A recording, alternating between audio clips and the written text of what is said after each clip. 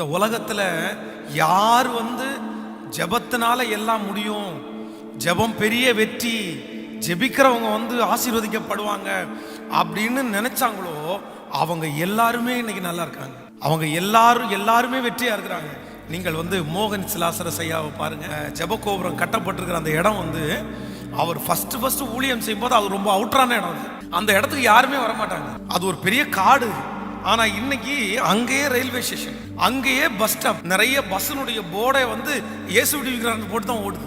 என்ன அப்படின்னா அவர் ஒண்ணு சொல்லுவாரு, ஜெபத்தினுடைய மேன்மை என்னன்னு தெரிஞ்சதுனால இன்னைக்கு உலகத்துல இருக்கிற ஆயிரக்கணக்கான பேரை அவர் அங்க வர சொல்லி அங்க சாப்பாடு கொடுத்து ஜெபிக்க மட்டும் சொல்றாரு. அவங்களுடைய ஊழியத்தினுடைய வெற்றியினுடைய ரகசியமே ஜெபம் தான். இன்னைக்கும் அதை ஃபாலோ பண்றாங்க.